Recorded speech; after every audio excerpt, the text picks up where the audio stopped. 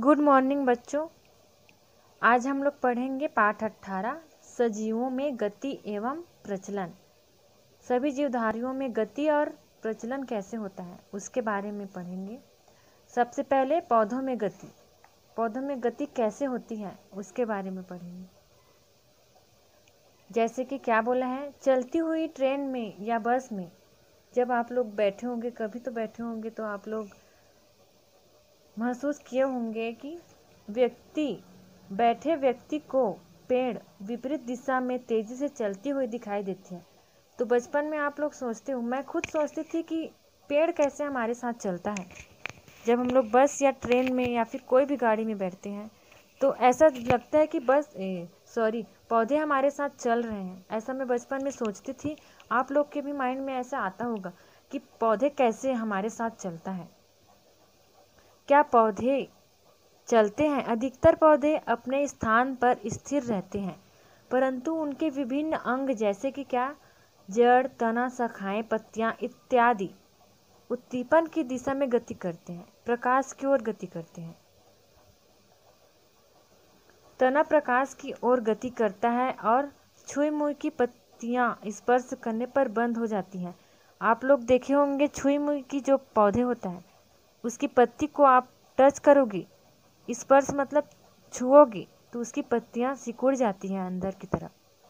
पौधों के विभिन्न अंग उद्दीपनों के प्रति अनुक्रिया दिखाते हैं, इसे ही अनुवर्तन कहते हैं। पौधों में बाह्य उद्दीपनों के कारण होने वाली गतियों की पहचान करेंगे। पहला क्रियाकलाप, इसके लिए आवश्यक सामग्री है प्लास्टिक अथवा कांच का गमला या गिलास, चने के बीज। एक प्लास्टिक अथवा कांच के गमले या गिलास में चने के बीजों को अंकुरित करेंगे। उसके बाद 5-6 दिन बाद बीजों का अवलोकन करेंगे। बीजों में से निकली जड़ें किस ओर बढ़ी। अब गमले को आड़ा रख देंगे, जैसे ये गमला रखा हुआ है वैसे ही। उसके बाद 2-3 दिन के पश्चात अवलोकन करेंगे। इस स्थिति में भी जड़ें नीचे की ओर बढ़ती हैं और जमीन के अंदर जाती हैं। ऐसा पृथ्वी के गुरुत्वाकर्षण बल के कारण होते हैं। जड़ें जो है पृथ्वी के गुरुत्वाकर्षण बल के कारण मिट्टी की ओर गति करती हैं। यह गति गुरुत्वानुवर्तन कहलाती है। इन अंकुरित बीजों में देखें कि क्या उनका कोई अंग प्रकाश की ओर बढ़ता है। हाँ, तना प्रकाश की ओर बढ़ता है। इस गति को प्रकाशानुवर्तन कहते हैं। पौधे का जो भाग, जैसे कि तना प्रकाश की ओर बढ़ता है, उसे प्रकाशानुवर्तन कहते हैं। जो पौधे के जो भाग प्रकाश की ओर बढ़ता है उसे प्रकाशानुवर्तन कहते हैं, और जो पृथ्वी के गुरुत्व बल के कारण पृथ्वी की ओर गति करता है उसे गुरुत्वानुवर्तन कहते हैं। अब क्रियाकलाप 2, चलनी लेंगे, चने के बीज और मिट्टी और पानी। एक चलनी में मिट्टी रखकर, ये एक चलनी है, उसमें हम मिट्टी डाल देंगे और उसके बाद 8-10 चने के बीज डाल देंगे। इसे पानी से हल्का गीला कर देंगे जिससे मिट्टी भीग जाए और चना के बीज भी भीग जाए। चलनी को पतली रस्सी की सहायता से एक हुक से तिरछा बांध देंगे, जैसे इसमें बंधा हुआ है। इसमें प्रतिदिन पानी डालेंगे। 4-5 दिनों बाद देखेंगे कि बीजों से निकली जड़ें किस ओर गति करती हैं। जो जड़ें हैं वो किस ओर गति करती हैं। उन्हें 2-3 दिन और बढ़ने दें तथा देखें जड़ें अब किस ओर बढ़ रही हैं। तो जड़ें पृथ्वी की गुरुत्व बल के कारण पृथ्वी की तरफ गति करती है। देखो, जड़ इसकी गुरुत्वाकर्षण बल के कारण पृथ्वी की ओर गति करती है, और जो उसके तना होती है और शाखाएं होती हैं वो प्रकाश के कारण प्रकाश की ओर गति करती हैं। चलनी को अलग अलग दिशा में घुमाकर 1-2 दिन और रखें और देखें जड़ें अब किस उद्दीपन की ओर बढ़ रही हैं। क्या जड़ों पर केवल गुरुत्व बल का प्रभाव पड़ रहा है या किसी और उद्दीपन का भी प्रभाव पड़ रहा है। हमने देखा जड़ें पहले चलनी से बाहर निकल जाती हैं, जैसे यहाँ पर निकला हुआ है, और गुरुत्वानुवर्तन करती हैं। पृथ्वी की गुरुत्व बल के कारण जो पृथ्वी तरफ गति करता है उसे गुरुत्वानुवर्तन कहते हैं। परंतु कुछ समय बाद जड़ें अधिक जल प्राप्त के लिए चलनी के साथ साथ जल की ओर गति करती हैं। यह गति जो पौधों में जल के कारण होती है उसे जलानुवर्तन कहते हैं। पौधों में जो जल के कारण गति होती है उसे जलानुवर्तन कहते हैं। छुई मुई के पौधों की विशेषता से आप परिचित ही हैं। इस पौधे को स्पर्श, ये है छुई मुई पौधे, जिसे आप लोग स्पर्श करोगे तो उसकी पत्तियां नीचे की ओर झुक जाती हैं, सिकुड़ जाती हैं। वह गति जो पौधों में स्पर्श से उत्पन्न होती है स्पर्शानुवर्तन कहलाती है। क्या इसमें कौन कौन सा प्लांट आता है, पौधा आता है? जैसे कि कुम्हड़ा, जिसमें वो इसके समान जो संरचना पाई जाती है, कुम्हड़ा में होता है, लौकी में होता है, मटर, इस सब चीज़ में ये प्रतान, इसे प्रतान बोला जाता है। इनमें स्पर्शानुवर्तन पाया जाता है। इनके प्रतान जैसे किसी सहारे या दीवार में या फिर किसी दूसरे पौधे के पास पहुंचते हैं तो जो उसका प्रतान है वो उसको चारों तरफ से स्प्रिंग की तरह लिपट जाता है और आगे की ओर गति करता है। अब पढ़ेंगे हम लोग जंतुओं में प्रचलन। अपने आसपास बहुत से जंतुओं को देखा है। इनमें से कुछ जंतु चलते हैं, कुछ उड़ते हैं, कुछ तैरते हैं, कुछ रेंगते हैं। इस प्रकार जंतु एक स्थान से दूसरे स्थान तक आते जाते हैं, इसे ही प्रचलन कहते हैं। इसमें एक सारणी दिया है में प्रचलन वाले, इसमें जंतु रेंगते कौन कौन से हैं? सांप, केचुआ। चलना में कौन कौन से जीव आते हैं, उड़ने में कौन कौन से जीव आते हैं, तैरने में, इसको आप लोग लिखेंगे सारणी में। पौधे की तरह जंतु भी विभिन्न उद्दीपनों के प्रति प्रतिक्रिया करते हैं। केचुआ प्रकाश के प्रति संवेदनशील होता है। वह प्रकाश से दूर अंधकार की ओर गति करता है। रात में पतंगों को देखें, ये प्रकाश स्रोत के आसपास मंडराते हैं। लोग देखे होंगे रात में जब बड़ा बड़ा स्ट्रीट वाला जो लाइट जलता है उसके पास जो कीड़े रहते हैं वही है पतंगों, जो लाइट के सामने ही मंडराते रहते हैं, उड़ते रहते हैं। तिलचट्टे प्रकाश से दूर भागते हैं तथा चमगादड़ दिन में गति नहीं करते। जंतुओं में प्रचलन की क्या उपयोगिता है? प्रचलन के कारण ही जंतु अपना भोजन एवं जल स्रोत ढूंढ लेते हैं तथा शिकारी जंतुओं से दूर भागकर अपनी सुरक्षा करते हैं। अब क्रियाकलाप 3 पढ़ेंगे। सूक्ष्मदर्शी स्लाइड तालाब का जल। किसी तालाब या पोखर के ठहरे हुए जल की बूंद को स्लाइड पर रखकर सूक्ष्मदर्शी की सहायता से उसका अवलोकन करेंगे या देखेंगे तो इसमें आप सूक्ष्म जीवों के प्रचलन के विभिन्न तरीके देख सकते हैं। एक कोशिकीय जीव अमीबा में प्रचलन करने के लिए पादाभ बनते हैं।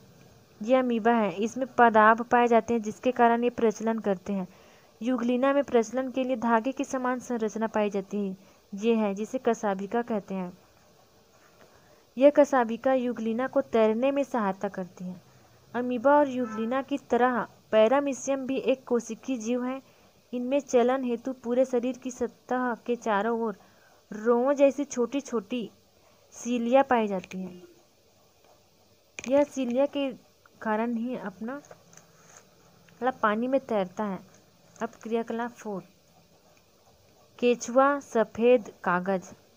एक केचुए को सावधानीपूर्वक कागज पर रखकर इसके प्रचलन का अवलोकन करेंगे। पहले इसके शरीर का अग्रभाग पतला हो जाता है और आगे बढ़ता है। इस समय शरीर का पिछला भाग छोटा और मोटा हो जाता है। यह कार्य पेशियों के संकुचन और शिथिलन द्वारा होता है। सिकुड़ना और फैलना इसी के द्वारा होता है। जो भाग पतला और लंबा होता है वह पेशियों के संकुचन के कारण होता है। पेशियों की संकुचन की यह लहर शरीर के पिछले भाग में भी फलस्वरूप आप देख सकते हैं कि क्रमशः मध्य भाग एवं पश्च भाग की पतले व लंबे हो जाते हैं। यही क्रिया पुनः दोहराई जाती है। जब एक भाग पतला और लंबा होता है तब दूसरा भाग पेशियों की शिथिलन के कारण मोटा और छोटा हो जाता है।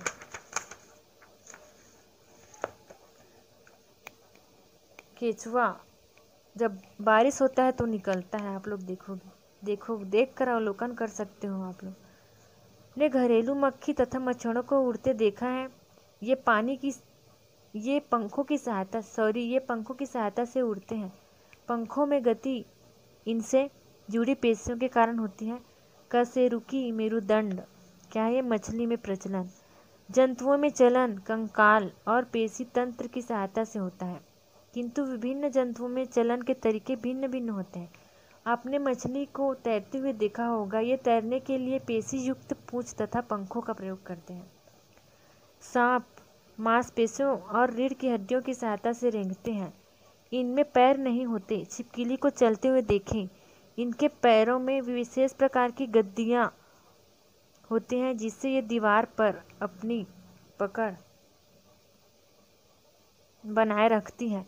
अपने आसपास पाए जाने वाले पक्षियों की गतिविधियों को देख सकते हैं। कभी ये उड़ते नजर आते हैं, कभी ज़मीन पर चलते हैं, कभी फुदकते हैं, कभी तार पर आराम से बैठे हुए दिखाई पड़ते हैं। इनका शरीर पैरों से ढका होता है। उड़ने के लिए पक्षियों के अग्रपाद पंखों में रूपांतरित हो जाते हैं। इनकी हड्डियों के साथ विशिष्ट पेशियां जुड़ी होती हैं जो उड़ने के लिए विशेष रूप से अनुकूलित होती है। इन पेशियों और पंखों की सहायता से पक्षी ऊंची उड़ान भी भरते हैं। क्या हमें यह पता है कि कीवी ये एक पक्षी का नाम है। शुतुरमुर्ग ऐसे पक्षी हैं जो उड़ नहीं सकते, किंतु इनके पास उड़ने वाले पक्षियों की भांति शक्तिशाली विकसित मांसपेशियां नहीं पाई जाती। ये पक्षी चलते दौड़ते हैं, उड़ते नहीं। चमगादड़ एक उड़ने वाली स्तनधारी है। स्तनधारी मतलब समझते हो, जो अंडा नहीं देती। इसमें उड़ने के लिए शरीर के अग्रपाद और पश्चपाद के मध्य त्वचा से बनी एक झिल्ली पाई जाती है जिससे पंखे के समान रचना बन जाती है जो उड़ने में सहायता करती है। हमारे शरीर में गति एवं चलन के लिए विकसित कंकाल और पेशियां हैं। पेशियां हड्डियों से लंबे और सफ़ेद तंतुओं द्वारा जुड़ी होती है। इन तंतुओं को कंडरा कहते हैं। क्या बोलते हैं इसे? कंडरा। प्रत्येक हड्डी में गति के लिए संकुचन पेशी होती है जो हड्डी में गति लाती है। शिथिलन पेशी हड्डियों को वापस अपनी जगह पर ले जाती है। हमारे शरीर में हृदय, फेफड़े, आमाशय, आंत अपना कार्य सुचारू रूप से करते हैं। इन अंगों की पेशियां अपने आप अपने कार्य संपन्न करती हैं और आंतरिक अंगों को गति प्रदान करती हैं। हमने सीखा को आप लोग पढ़ेंगे और ये जो सही गलत है और सही उत्तर है और ये क्वेश्चन आंसर आप लोग बनाएंगे। कुछ लोग ही भेजते हैं, बाकी लोग क्यों नहीं पढ़ते हो? पढ़ा करो। वीडियो का जब अवलोकन करते हो तो बुक को सामने रखा करो, समझ में आएगा।